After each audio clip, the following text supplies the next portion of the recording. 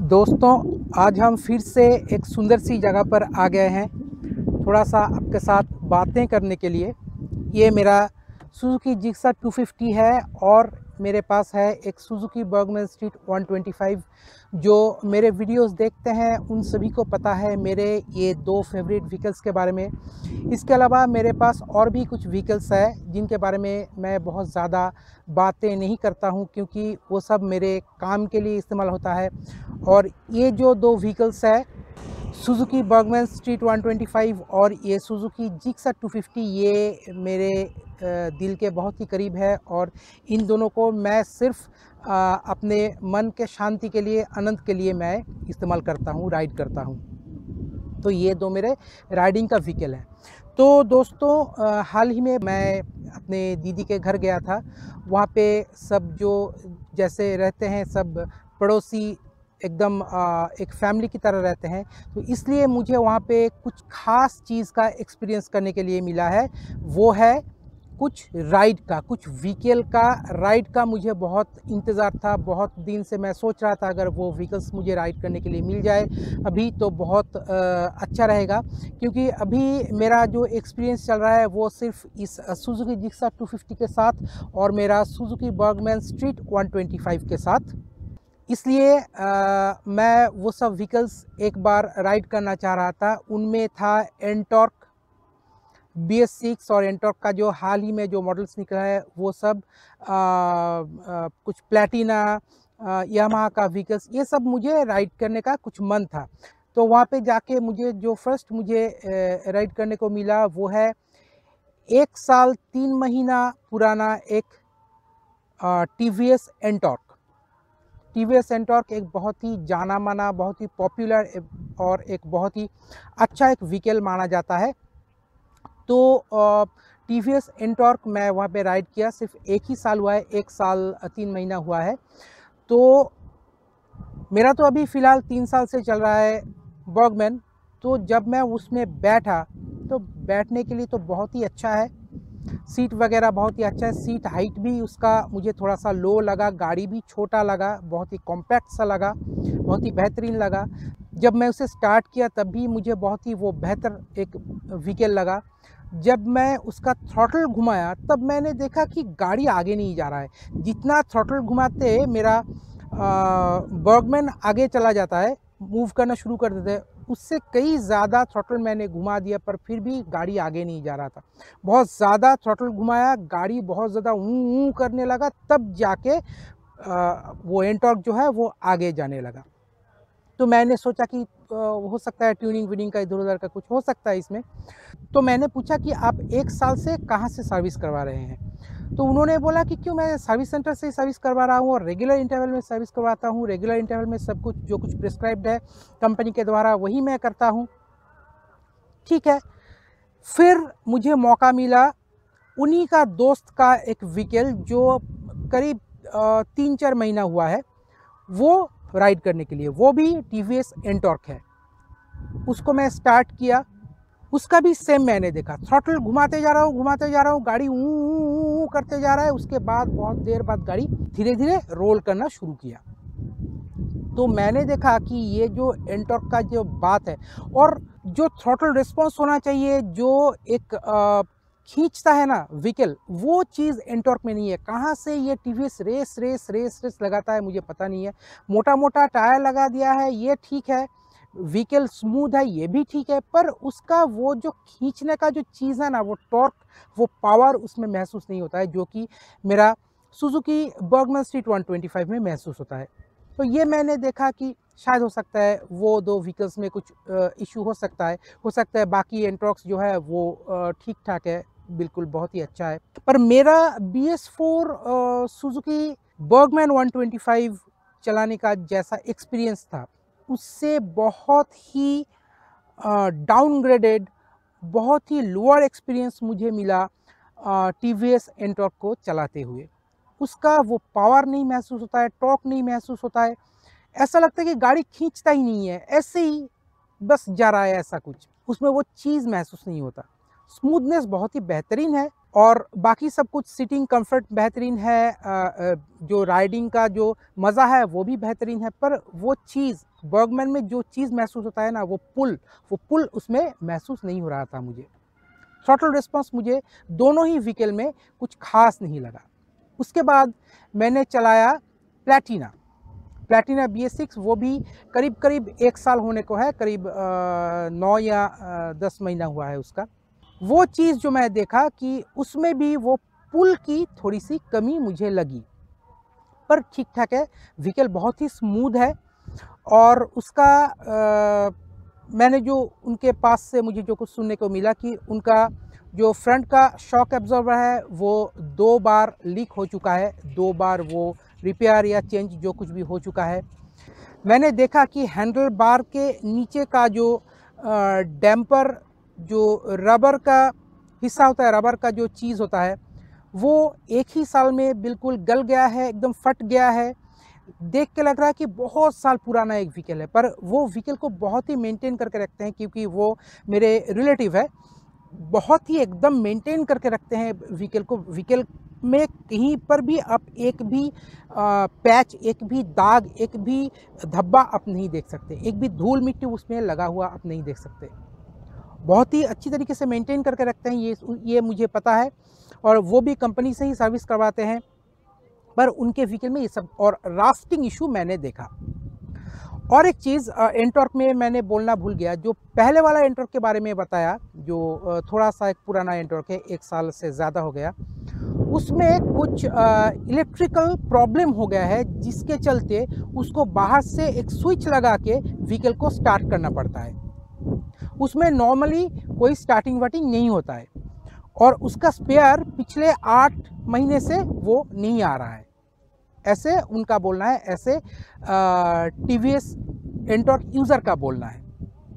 पता नहीं ये कितना सच है कितना झूठ है, पर वो पिछले 1 साल से वैसे ही चला रहे हैं। मतलब कि खरीदने के कुछ ही दिन बाद वो ख़राब हो गया था, इलेक्ट्रिकल सर्किटरी स्टार्ट नहीं हो रहा था, तो वो उसमें कुछ स्विच विच लगा के जुगाड़ करके सर्विस सेंटर से वो करवा के लेके आए, और वो अभी चल रहा है उस एक्सटर्नल स्विच के ज़रिए।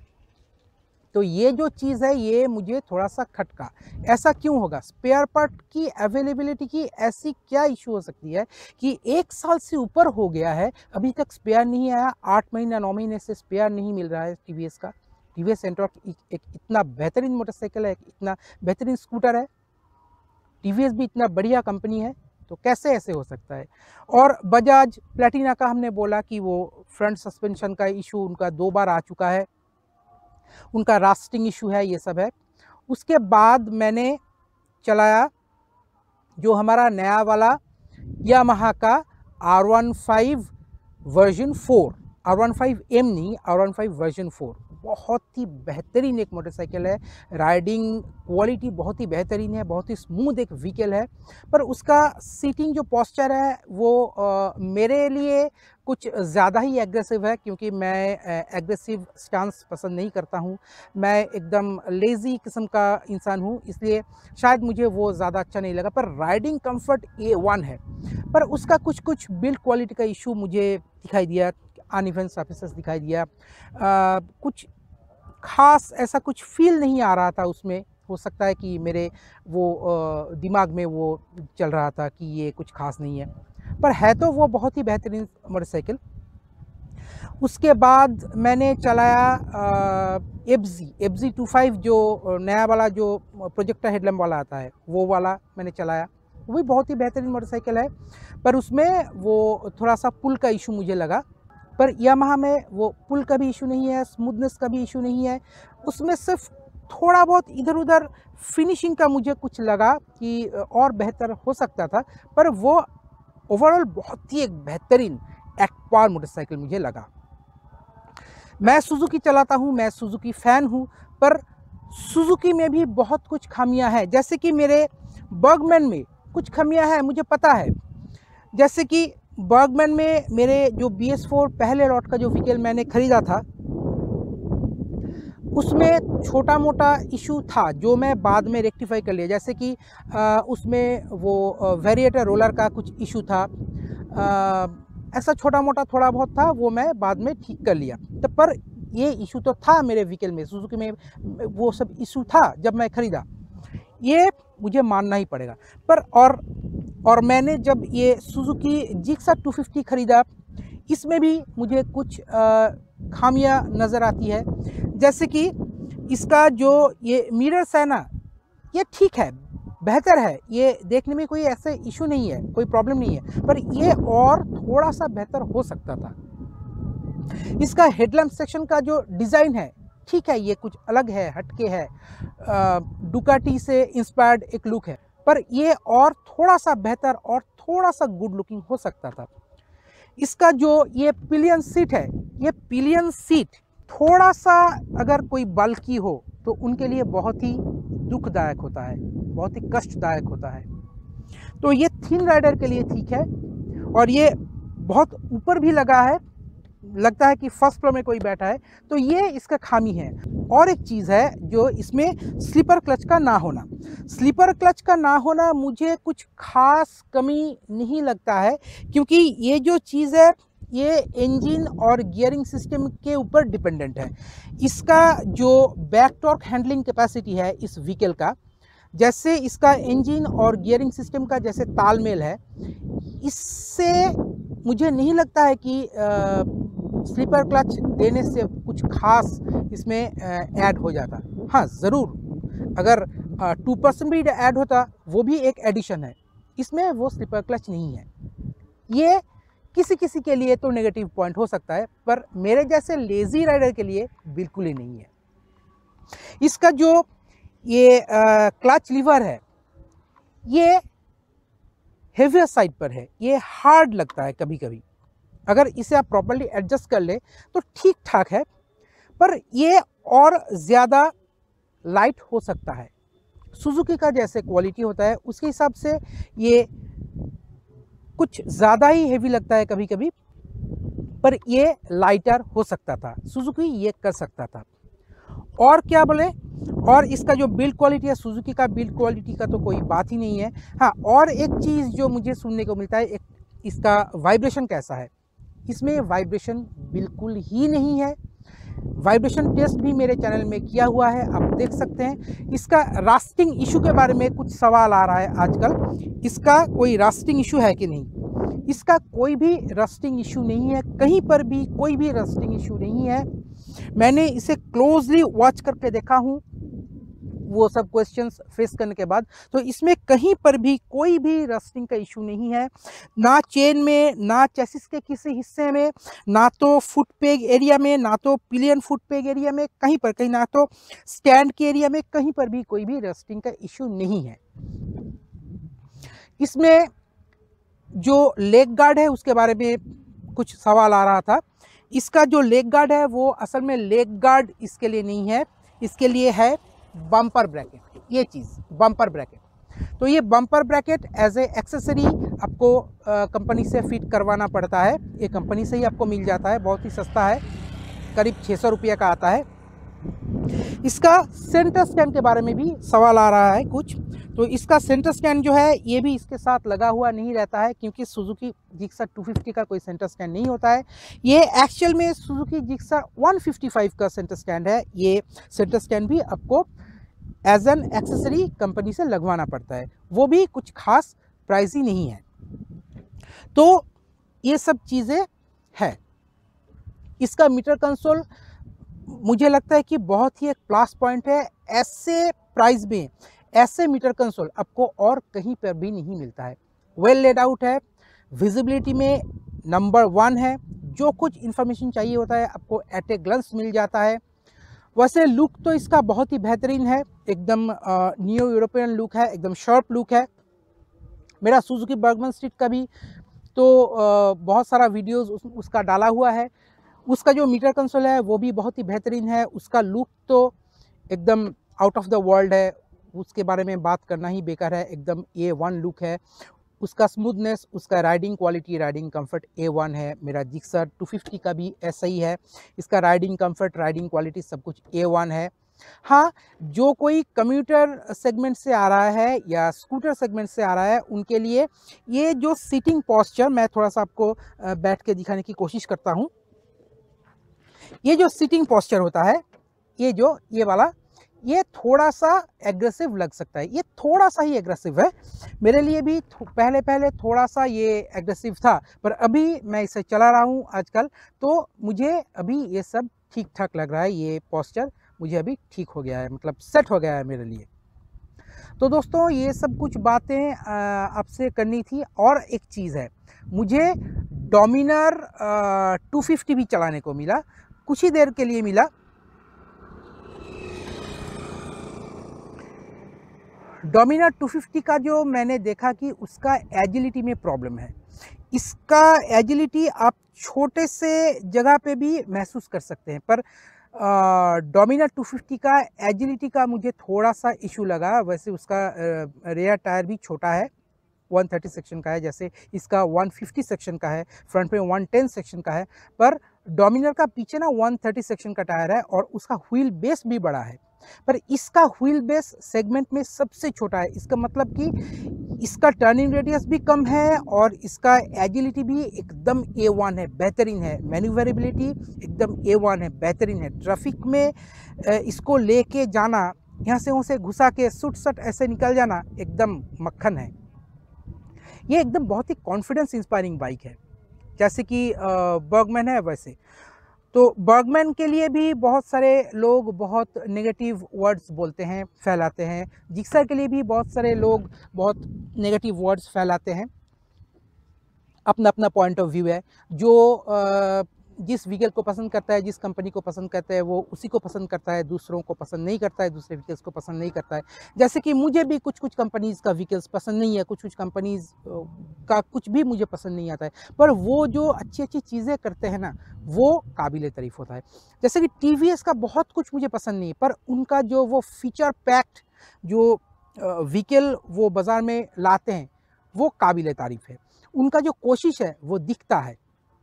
हाँ, ये बात सही है कि हमारे इंडियन कंपनीज़ का कुछ ड्रॉबैक्स है, ये कोई माने या ना माने। As a owner of around 6-7 vehicles मुझे ये देखने के लिए मिला है। इंडियन कंपनीज़ का कुछ ड्रॉबैक्स है, ये सही है, पर फिर भी जो इंडियन कंपनीज़ का कोशिश है वो दिखता है। जैसे कि एनफील्ड का जो कोशिश है वो दिखता है। वो कोशिश करते हैं कि बेहतरीन मोटरसाइकिल प्रेजेंट करें। TVS का जो कोशिश है वो दिखता है कि एक बेहतरीन मोटरसाइकिल प्रेजेंट करें।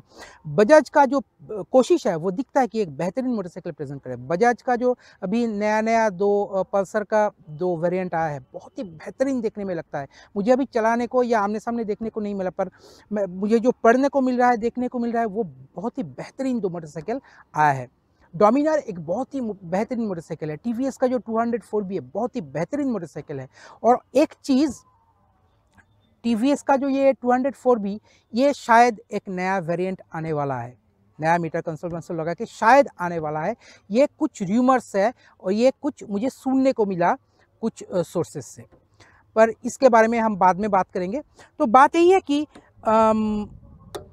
एक चीज़ मुझे लगता है कि मैं सुजुकी का फ़ैन हूँ। इसका मतलब ये नहीं कि और जो कंपनीज़ व्हीकल्स बनाते हैं वो ख़राब है या अच्छा नहीं है, वो बुरा है, उनको कुछ नहीं आता है। देखिए, हर एक कंपनी जो है ना, ये चाहता है कि अपना व्हीकल एकदम फर्स्ट क्लास हो, A1 क्वालिटी का हो, हर कोई पसंद करे।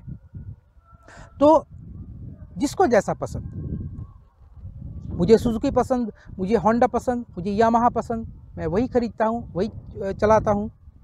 मुझे हीरो भी पसंद है।